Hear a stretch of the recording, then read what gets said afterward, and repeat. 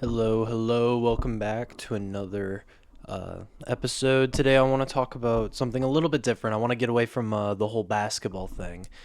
So today, I want to talk about college football. I know I said we talk about fantasy football today, but something's come up that I can't leave untouched now. And this is the new college football playoff that's being suggested by the SEC and Big Ten commissioners, at least from what I've read, which includes a 16 team bracket. But we'll come back to that. There's already some new changes to the original playoff bracket that I kind of want to go over today while we're here. So, first of all, I want to start out with a little chat about the history of the college football playoff bracket. So originally it was they started with the BCS formula. I mean, that wasn't the first thing they did, but they originally had a BCS formula which calculated the two best teams that had them play for the national championship. Um Over time, people didn't really like that because some teams that they thought were better weren't getting included in that top two, and they didn't really like that it was only two teams. So eventually, in 2014, the playoff committee came up with a four-team bracket where the four highest rated teams would play in a four-team bracket where the winner would take it all. So this got tiring to some though because the same teams were included every year supposedly. So one of some of the big returners for those were Alabama, Ohio State, Clemson, Oklahoma. If every year you were going to get one or two of those four teams I just listed in there, Georgia as of lately. I mean, but we got some really great moments from those too, like Clemson winning against Bama on the final play to Hunter Renfro for the championship. That was an incredible play. I mean, Ohio State winning the first ever bracket with a backup quarterback. I mean, who doesn't like to watch stuff like that?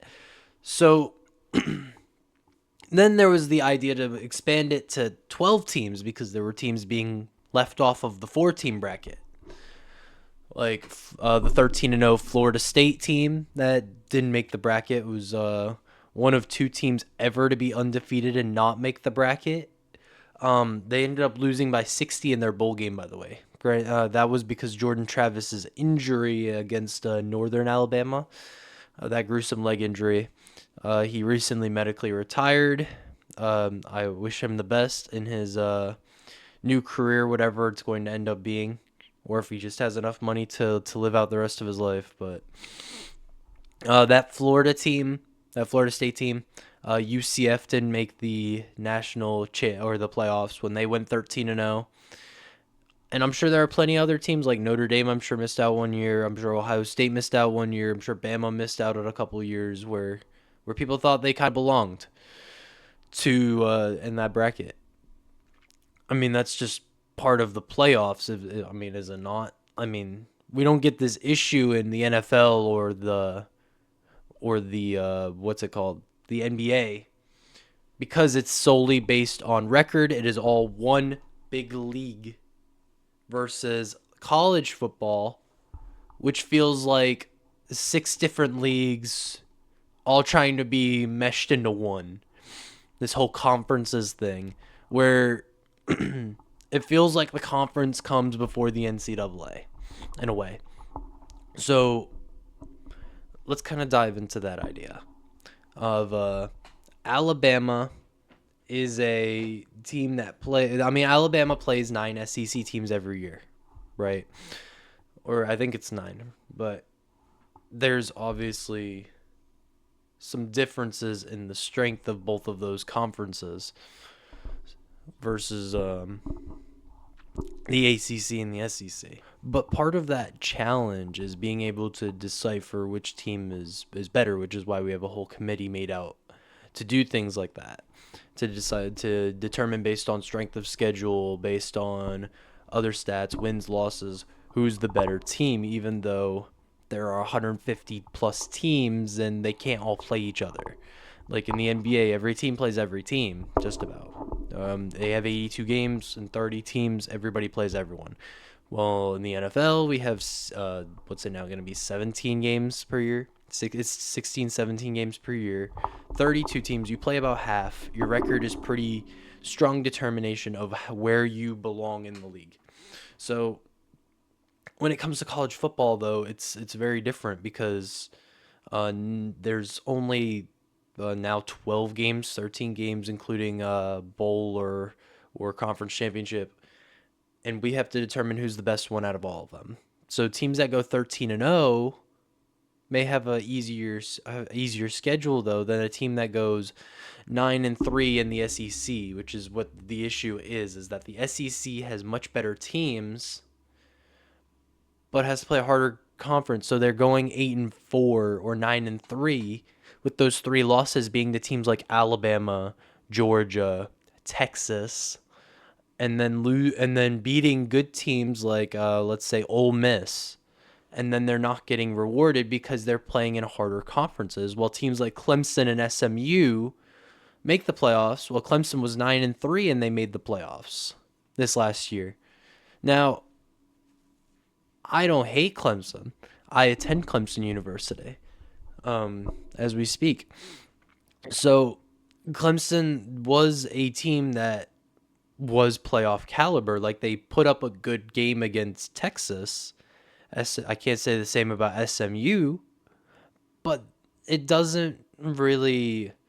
What I'm trying to say in all of this is it's harder for people to determine who the best 13 teams are or the best 12 teams in the college football are than baseball, than basketball, than the NFL, than any other sport where there is a standardized schedule where you're playing at least half of or more than half of the league. In college, you're only playing the teams in your conference, which is what the fatal flaw is. It's like to me it's like we're playing in all these different leagues, but we're trying to compare oranges to bananas in a way. Granted, they're all football teams, and some teams do play each other. Like Clemson and Georgia did play each other this year, so I could confidently say that Georgia is better than Clemson. I mean, they beat Clemson pretty handedly, and then I mean you can use that game that was all the way back in week 1 to compare it to compare whoever from there if you so choose to. But they ended up expanding it to 12 teams, which originally I was not a big fan of. With 5 conference champions guaranteed a spot in, including a non-Power 4 conference team, and the 4 conference championships getting a guaranteed bye in the first round and getting to host round 2 games, which were kind of like bowl games in a way. So my big issue with the 12 team bracket isn't the fact that there's 12 teams in. That's not my issue. My issue was more of giving the teams the buys. So this last year, if we look at the bracket here, let me pull it up for you. So we can see here that in the first round, in going on the road, we didn't have that many close games. If you ask me, Clemson was the closest team to pulling off an upset, and they lost by 14. So from there, though, all of the teams that had the bye, those conference champions, all lost in the second round, which to me is already a big sign of the flaw in the system here. So all of the higher seeds won in round 1, all of the lower seeds won in round 2, all of the lower seeds won in the final 4, and I mean overall the national championship was not really a close game. I mean, they put up a good fight. It was a decent game. You didn't think? I mean, Notre Dame kind of held its own a little bit, but overall, it was Ohio State's championship to lose that game. So, my flaw here is that the number 1 and number 2 team, Oregon and Georgia, nobody would argue that with you at the time, lost because they were given the bye. So this bye doesn't work for me in any sense. So Oregon had to play with all of that time off, while Ohio State got a one less week off and got to play an extra game at home against a pretty decent team, like a warm up game almost. Like if I'm Penn State, huge favorite to SMU.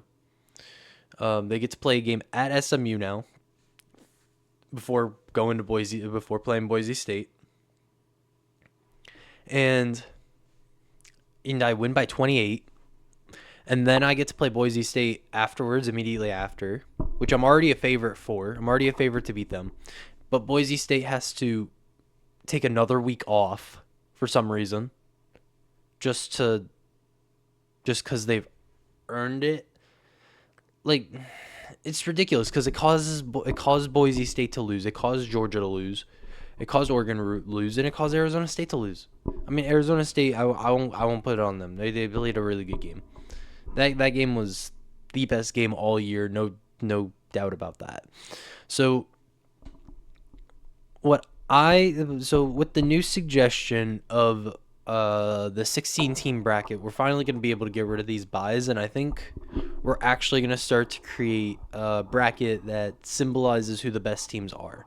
Similar to the 4-team bracket, it's just an expanded version of that.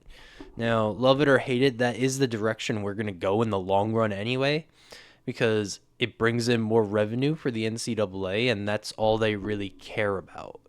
So, some less changes they made, though, this year, or a smaller change they made, is that they decided to change the seeding system to straight seeding rather than based on conference champions. So, originally, like I told you, it was 4 teams getting the bye, all of them being conference champions. But Boise State and Arizona State were not ranked as one of the top 4 teams in the country. Those were Penn State, Notre Dame, Georgia, and Oregon. So with the new change, this is what last year's bracket would have looked like instead, or Texas. My apologies, I forgot. This is what it would have looked like instead. Very different. The only thing that really hasn't changed is Oregon's 1, Georgia's 2, and Clemson's still 12. So with this new system, I think we're gonna have the same issues. I think it solves some problems and it solves some grievances. But overall, I think it's a better format for overall just football in general. I think you should be rewarded if you're a top 4 team in college football. I don't think you should be punished and have to play.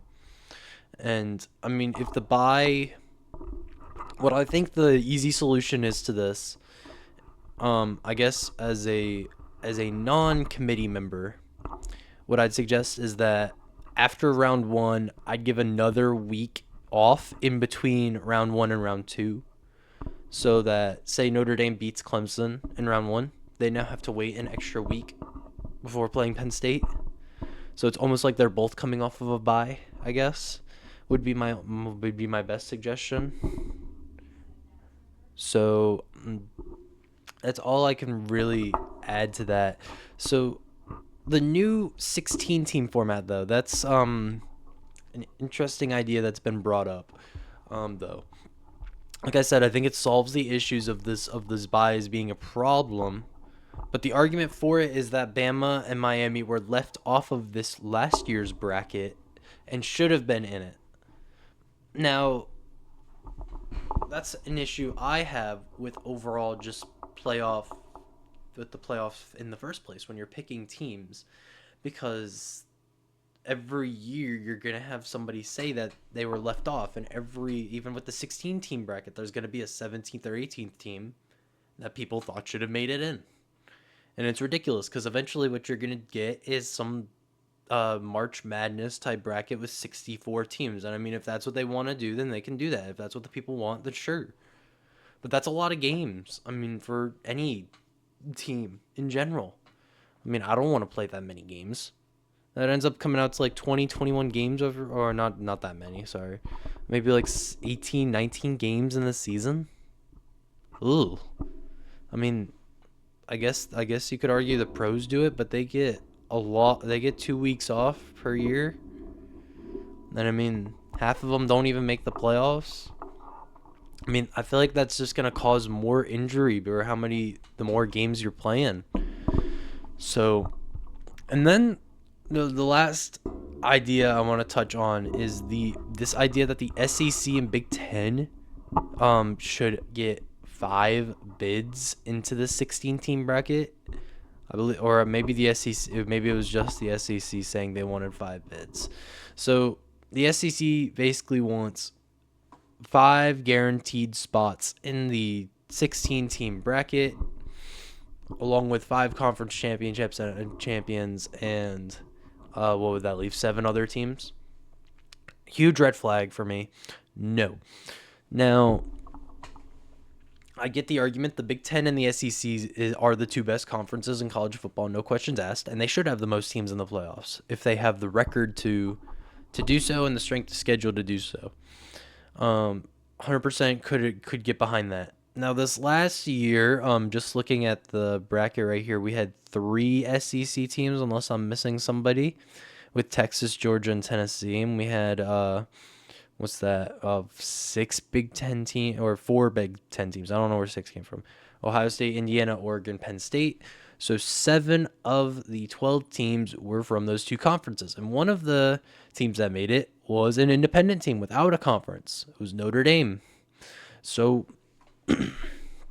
so to me, I can't I can't agree to give 5 of those 16 spots guaranteed to one conference.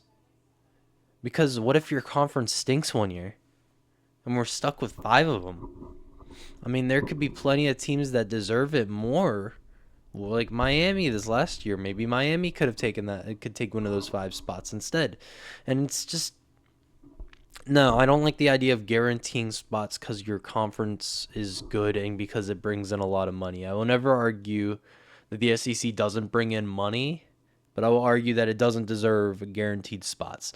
Then that goes for the Big Ten too. The Big Ten doesn't need to earn those 10 spots because they're already getting the favoritism, I guess, of the committee because they play good teams and because they play hard schedules.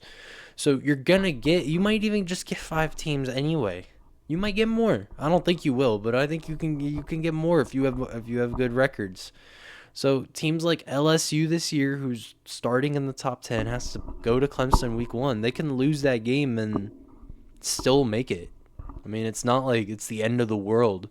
They can lose 3 games and get in. We saw that happen last year. It's going to happen even more now with 16 teams. So if you're 9-3 or 10-2 from the SEC, you're probably going to get in the playoff.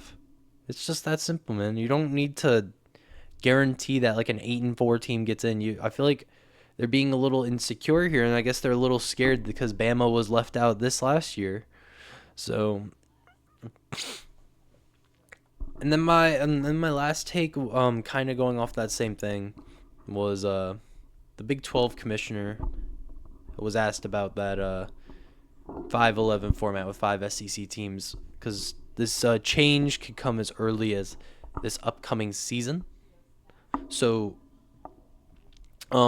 he said that he hopes the committee does what's right, and I think that's the good statement to kind of go off of, especially with that idea, because it's not right to exclude teams just because they're not in the SEC. That's just we already have this conference realignment issue of originally having 5 big conferences. Now we only have 4 because one disbanded. And now the issue is that it's becoming even smaller. Like, if you're a team like Tulane, you don't want to be in a big conference like the AAC because you're going to get screwed, because you're going to get screwed over by the committee every time. They're going to take a team with less wins that played a harder schedule over you guys every time, just about. So with all these teams all these teams are going to end up moving to the SEC and the Big Ten, and we're just going to have 2 conferences left at this point because they have the guaranteed spots. And they do bring in the most money, and I understand that. You can have it towards guaranteed like maybe 2 spots, maybe 3 spots, but I'm pretty confident you're going to get those spots anyway, and we don't need to guarantee it for you for when your conference is a little lackluster, just like 1 year, and you only get 3 or 4 in. Instead, we don't have to force a fifth one in there because you said so. So that doesn't necessarily make sense to me overall. So my final thoughts on this whole thing is the 12 team bracket overall grade last year. The idea was there. Execution, eh. So I give the overall grade of the 12 team bracket that was executed in 2024 I give it a B minus. So pretty good. Would not consider it better than the 14 bracket. Because I'm a passionate believer in the 14 bracket. It was clearly made for revenue purposes, I think, but it is what it is. World revolves around money. And then my grade on the potential, or my thoughts on the straight seating. Pretty big fan. I think it can increase it from like from a B minus to like maybe a B or B plus. We'll have to see this upcoming year if it even gets run that way, or if we get the 16 team bracket this year. The 16 team bracket though, I think is going to be better. I think it'll be better revenue wise for the NCAA and for those top 4 teams that don't want the bye, because they shouldn't want the bye after what happened last year, after all of them lost. So why would you want the bye at this point? I think it'll help out with that, especially since you're going to be playing tough teams, but teams that are there's definitely a tier list to it. You'd be playing a team where you're definitely projected to win pretty big, and you'd get a good warm-up game, I guess, as you get ready for a top 8 matchup. So overall, those are my thoughts on this. I just had to kind of talk about it because it's been in the news a lot recently. Or on ESPN a lot recently. I know they were saying these changes could happen as early as this year. So the straight seeding has already been changed. So conference championship no longer guarantees you a top 4 spot. But the 16 team could change as early as this year. I'm not sure what they'll end up doing with that. I think they'll do a 16 team bracket, but this year or at latest next year. I think this is a next year thing, definitely. But we'll see if it's I don't think they're going to guarantee any conference a certain number of spots. I think they'll just guarantee 5 or 6 teams conference champions in, and that's it. So tune in tomorrow. So tomorrow we'll definitely be talking about the Knicks-Pacers game. Game 6 is tonight. So we'll definitely talk about that. And then from there, I think fantasy football will have to get pushed off a couple days.